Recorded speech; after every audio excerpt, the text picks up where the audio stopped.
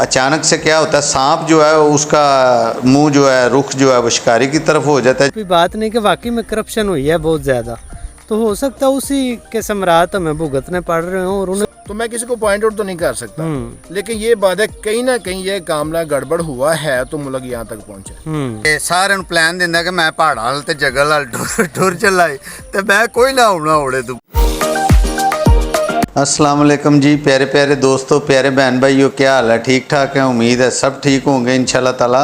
आजकल थोड़ा अपनी सोसाइटी के ऊपर थोड़ी बहस कर रहे हैं। अजीबो गरीब जो हमारी अदात हैं और हसाइल हैं हमारी कौम के, वो आपके सामने टाइम टू टाइम हम रख रहे हैं। तो किसी बड़े ही सियाने बंदे का कौल है कि किसी बंदे को अगर अपनी जवानी पे, अपने हुस्न पे, अपनी ताकत पे, अपनी दौलत पे बहुत ज़्यादा गुरूर हो, वो एक कब्रिस्तान का या हॉस्पिटल का या थाने कचहरी का एक चक्कर लगाए तो उसके 14 तबक रोशन हो जाएंगे। कब्रिस्तान में वो सारे लोग लेटे हुए हैं जो समझते थे वो नागुज़ीर हैं इस ज़मीन के लिए।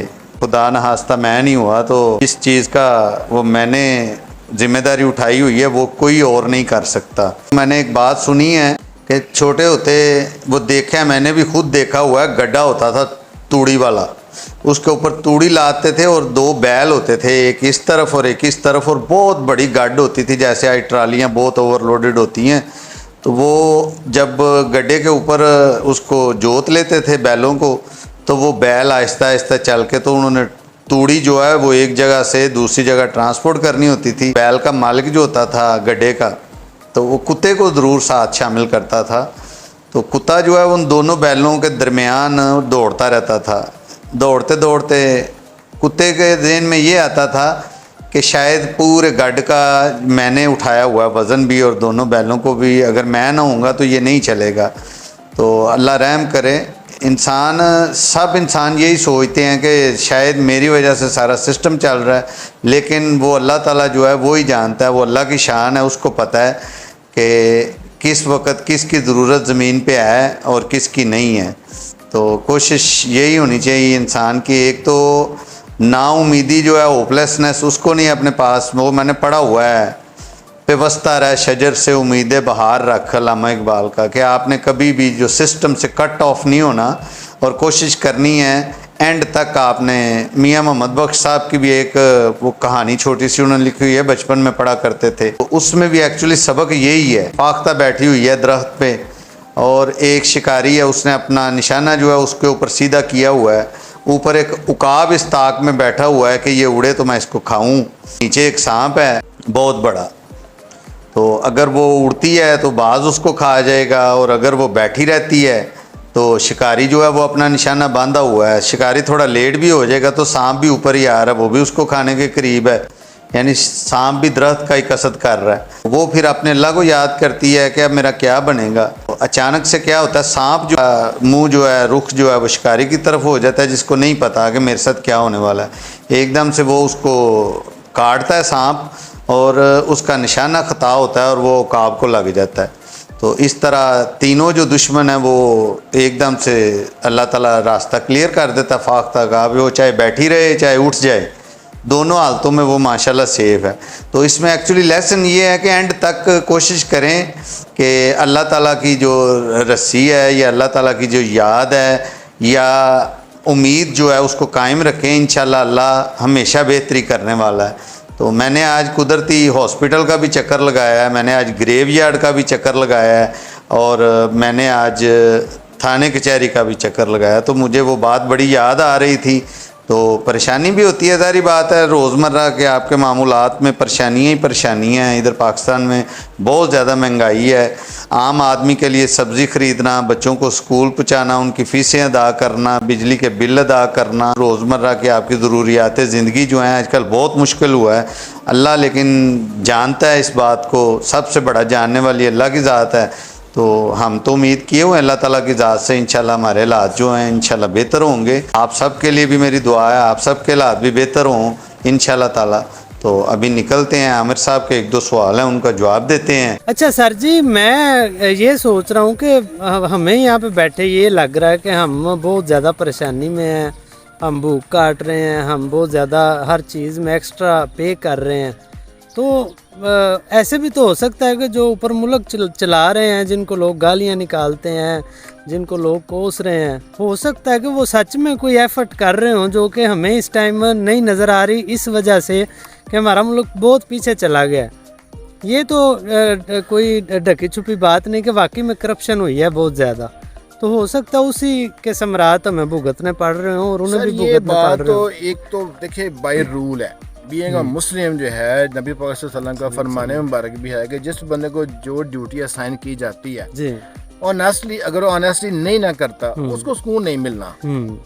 तो मैं किसी को पॉइंट आउट तो नहीं कर सकता, लेकिन ये बात है कहीं ना कहीं ये मामला गड़बड़ हुआ है तो मुल्क यहाँ तक पहुंचे। और ये मेरा पूरा मानना है कि ये हो नहीं सकता। आप लोग देख रहे हैं सुसाइड इतने अमीर लोग कर रहे हैं, क्यों कर रहे हैं? कुछ डिप्रेशन कोई लेवल तो होगा, और ये यकीनन होगा। मतलब अखलाकी लिहाज से खुदकुशी जो है वो करनी हमारी बनती है, जो मतलब भूख से मर रहे हैं और करनी बनती है, लेकिन हम नहीं ना कर सकते। हम तो इंशाल्लाह अल्लाह की तरफ से बेटरमेंट की उम्मीद है हमें, इंशाल्लाह। और हम ये चाहते हैं कि जो सख्तियां तकलीफें बर्दाश्त कर रहे हैं, अल्लाह की ज़ात हमारे लिए इसमें जो कोई बेहतरी का पहलू निकालेंगे। जापान भाई मैं सुनिया जे सच्ची गल अल्लाह दी जात नूं पता है, जापान मैं सुनिया कोई बंदा नर्वस सिस्टम ओदा ब्रेक डाउन कर जे या उन्होंने हालात तो लगे कि हुण सही नहीं होने, यानी ये हुण रेक्टिफाइंग वाला चक्कर मुक गया है। वो अपने सारे रिश्तेदारां नूं सद्दा जे ते सारे प्लान दिंदा कि मैं पहाड़ां वाल ते जंगल वाल टुर चला ते मैं कोई ना होना होने तो बाद मतलब खुदकुशी हुई। हाँ, मतलब बाद आपका अनाउंसमेंट है खुदकुशी दी। बहरहाल ये तो गैर मुस्लिम लोग ने। जी सर। हाँ, तो ये बात तो लाजमी है। मैं नहीं यकीन से कह सकता कि जिस बंदे के ऊपर जिम्मेदारी थी उसने जिम्मेदारी को ऑनेस्टली अदा नहीं किया, वो स्कूल में हो सकता मतलब किसी ने भी नहीं किया आज तक। हम किसी को नहीं कह सकते कि हम अपनी बात भी करें तो हम भी नहीं जिम्मेदारी फुलफिल करते। सारे वो चीजें तो है ना, लेकिन कम से कम एक होता है बंदा अपनी जात किया के साथ नुकसान पहुंचा रहा है, अपनी जाति को नुकसान कर। एक बंदे के ऊपर जिम्मेदारी डाली जाती है करोड़ों लोगों की, वो उनको भी वो डिसऑनेस्टी से काम करता है, तो उसके लिए सुकून मेरी नज़र में तो मुमकिन नहीं है इस दुनिया में। भाई अब आपसे ये सवाल है मेरा, आपने इसे कंक्लूड करना कि ये जो बार बार हम सुनते हैं कि जो IMF के साथ बड़ी कड़ी शराइत जो है वो तय पा गई हैं और उसका नतीजा या खुमियाजा भुगतना पड़ेगा आवाम को भी, ऊपर हुक्मरानों को भी, तो ये मतलब वाकई इसमें कोई सच्चाई है कहीं पे, या हमें सिर्फ ये वाला लॉलीपॉप दिया जाता है कि आपके लिए सारा कुछ सही करने की कोशिश हो रही है? भाई हम एक्चुअली सीखते हैं तारीख से, और जो नहीं सीखता जारी बात है वो फिर इंसान नहीं रहता, वो हैवान गिना जाता है। क्योंकि इंसान की अफजलियत यही है कि इंसान गलतियों से सीखता है, ऐसे ही है। इंसान अपनी विजडम यूज करता है। अभी IMF वाले हमारे घर तो नहीं आए कि यार आप हमारे से कर्जा लो, जरूरत आपको है, आप गए हैं, इसका मतलब आप गए हैं, आप कोशिश कर रहे हैं ये ठीक हो जाए। तो ठीक क्यों नहीं होता, उसकी वजह ये है कि आप वो वाले डिसिप्लिन जो है लाइफ के वो फॉलो नहीं करते। अभी IMF हम समझते हैं गरीब लोगों के जेहन में, हमारे लेवल के लोगों के जेहन में है कि IMF जो है वो एक्सप्लॉइट कर रहा है गरीब ममालिक को, गरीब कंट्रीज को। अभी आपके सामने बांग्लादेश है, 71 में बांग्लादेश आज़ाद हुआ है। उसके बाद एक टाइम बांग्लादेश की लाइफ में ऐसा है उनके पास सिर्फ 67 टन गोल्ड बचा था सिर्फ, और कुछ नहीं, ना कोई फॉरेन रिजर्व थे, ना कोई उनकी एक्सपोर्ट हो रही थी, ना कोई ट्रेड हो रहा था, फंस गया था। उन्होंने वही उसको गिरवी रख के IMF के साथ अपने मामला सीधे किए हैं। आज की डेट में पाकिस्तान से उनका रुपया भी बढ़ा है, यानी हम इधर कहते हैं टके का बंदा नहीं, तो अब वो टका जो है वो हमारे रुपए को एक्चुअली क्रॉस कर चुका है, वो डबल, वो शायद आप कहते हो रुपये का बंदा नहीं, अब ये बात हो गई है। अच्छा, जब आपका फोकस होता है कि आपने कुछ चीज़ों को ठीक करना है और आप अल्लाह से मदद मांगते हैं, अल्लाह को आप सोवरन मानते हैं, तो ये नहीं हो सकता अल्लाह आपको मायूस करे। ऐसा ही। दूसरी बात ये है कि अब भी अगर आप किसी साहूकार के पास जाते हैं, आप किसी क्रेडिटर के पास जाते हैं, वो भी आपको छानेगा, फूकेगा, वो कहेगा यार आप पैसे कितने कमा रहे हो, किधर लगा रहे हो, यही दो बातें हैं ना। ऐसा ही। फिर अगर वो देखेगा कि यार बड़ा चवला आदमी है तो डिसिप्लिन नाल पैसे यूज ही नहीं करता, वो कभी आपको क्रेडिट नहीं देगा। ऐसा ही।